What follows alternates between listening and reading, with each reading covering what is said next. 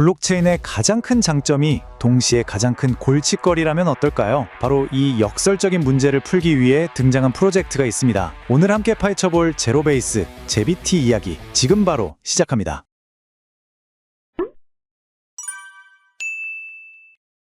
자, 이 질문 한번 생각해보죠. 우리 모두 블록체인의 투명성이 엄청난 장점이라고 알고 있잖아요? 모든 게 공개되니까 신뢰가 생기는 거죠. 근데 이게 과연 장점이기만 할까요? 만약 기업의 영업비밀이나 제 개인정보가 속속들이 다 보인다면요. 이건 그냥 좀 불편한 수준이 아니라 아예 비즈니스에서는 쓸 수 없게 만드는 치명적인 단점이 되는 겁니다. 네, 바로 이 지점이에요. 왜 그 수많은 돈을 굴리는 기관들이나 큰 기업들이 디파이 시장에 맘 놓고 못 들어오고 문 앞에서 서성이는지 그 핵심 이유가 바로 이 프라이버시 문제 때문이라는 거죠. 그리고 제로베이스는 바로 이 문제의 심장을 정조준하고 있습니다. 그럼 첫 번째 순서로 도대체 이 프라이버시 문제가 얼마나 심각하길래 블록체인의 발목을 잡고 있는지 그 근본적인 이야기부터 시작해 볼게요. 그리고 나서 이 거대한 벽을 제로베이스가 얼마나 똑똑하고 또 우아하게 넘어설 계획인지 그 해결책을 한번 들여다보겠습니다. 이 문장 정말 기가 막히지 않나요? 이게 제로베이스 기술의 모든 걸 설명해 준다고 해도 과언이 아니에요. 말 그대로 당신의 비밀이 뭔지는 하나도 궁금하지 않고 알 필요도 없이 당신이 한 말이 사실이다 라는 것만 수학적으로 딱 증명해 주겠다는 겁니다. 이걸 조금 더 쉽게 풀어보면 이런 그림이에요. 진짜 중요한 비밀 계산은 블록체인 바깥에 있는 나만의 안전한 공간에서 다 처리하는 거죠. 그리고 그 결과물, 이 계산 틀림없이 정확하게 끝났습니다 라는 일종의 암호화된 영수증만 블록체인에 딱 올리는 거예요. 그럼 내용은 숨기고 신뢰는 지키고, 와, 두 마리 토끼를 다 잡는 셈이죠. 자, 그럼 다음으로 넘어가서 도대체 어떤 기술을 썼길래 이게 가능한 건지 제로베이스의 비밀병기 조합을 한번 까보겠습니다. 첫 번째 비밀병기는 바로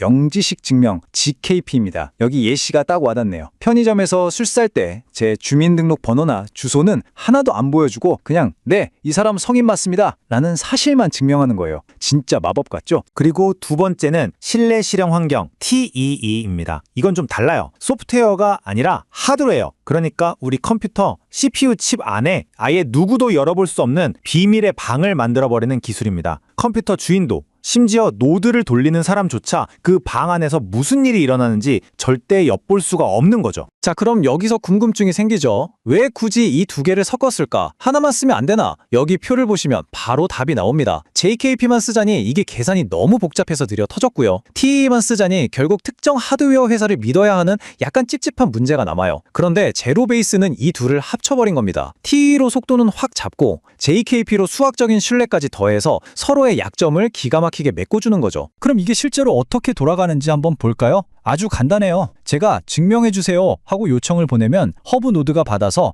가장 적절한 증명 노드한테 이를 넘겨줘요. 그럼 그 증명 노드는 아까 말한 비밀의 방 TE 안에서 열심히 증명을 만들어내고 마지막으로 그 결과물, 즉 암호화된 증명서만 블록체인에 착 올리는 겁니다. 제일 중요한 건 뭐다? 제 원본 데이터는 단 한 번도 밖으로 나가지 않는다는 거죠. 자, 기술 얘기는 이쯤 하고 그래서 이렇게 대단한 기술로 도대체 뭘 할 수 있는데 이게 제일 중요하잖아요. 실제 제품들을 한번 뜯어보죠. 대표적인 게 딱 4가지가 있어요. GK 스테이킹. 이건 내 포트폴리오나 전략은 싹 다 숨기고 나 이만큼 수익 냈다는 것만 증명하는 거고요. GK 로그인. 이건 뭐 구글 아이디 같은 걸로 블록체인 앱에 로그인하는데 내 개인정보는 하나도 안 넘어가는 거죠. 그리고 GK 다크풀. 이건 고래 투자자들이 티 안 나게 대규모 거래를 할 수 있게 해주는 거고요. 마지막으로 프로필드는 이런 계산을 돕는데 내 컴퓨터 파워를 빌려주고 보상을 받는 겁니다. 보시다시피 전부 프라이버시가 핵심이죠. 자, 지금까지는 정말 장밋빛 미래 같았죠? 이제부터는 분위기를 확 바꿔서 투자자로서 반드시 알아야 할 아주 차가운 현실에 대한 이야기를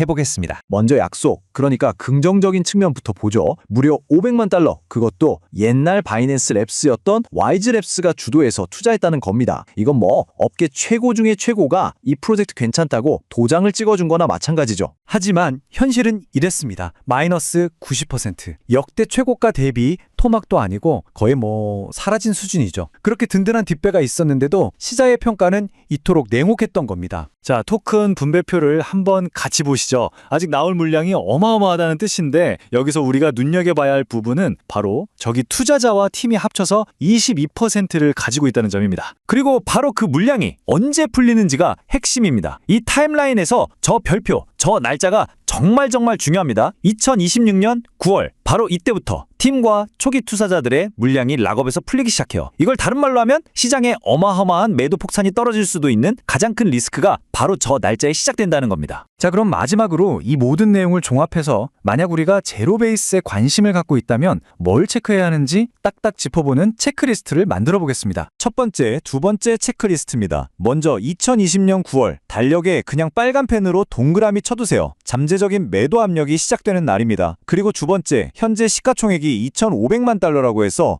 싸다 하시면 절대 안 됩니다. 앞으로 풀릴 물량까지 다 계산한 완전 희석가치 FDB는 1억 달러가 넘어요. 이걸 기준으로 진짜 가치를 보셔야 합니다. 자, 세 번째와 네 번째입니다. 셋, 이 프로젝트가 진짜로 돈을 벌고 있는지, 즉 프로토콜 수익이 나는지 계속 추적해야 합니다. 그래야 토큰 소각도 의미가 있는 거니까요. 넷, 잊지 마세요. 이건 시총 2,500만 달러짜리 아주 작은 자산입니다. 그 말은 뭐냐? 변동성이 어마어마해서 단 한 건의 큰 거래에도 가격이 롤러코스터를 탈 수 있다는 뜻입니다. 그리고 마지막 다섯 번째 체크리스트, 로드맵을 계속 주시해야 합니다. 특히 GK로그인 메인넷 같은 핵심적인 약속들을 제때 지키는지 아니면 자꾸 미뤄지는지, 이게 이 프로젝트의 미래를 가늠할 수 있는 가장 확실한 신호가 될 겁니다. 결국 제로베이스는 이 질문으로 귀결됩니다. 한쪽에는 정말 세상을 바꿀 수도 있을 것 같은 혁신적인 기술이 있고, 다른 한쪽에는 곧 닥쳐올 거대한 시장의 압력이 있습니다. 과연 이 멋진 기술이 그 엄청난 압박을 이겨내고 날아오를 수 있을까요?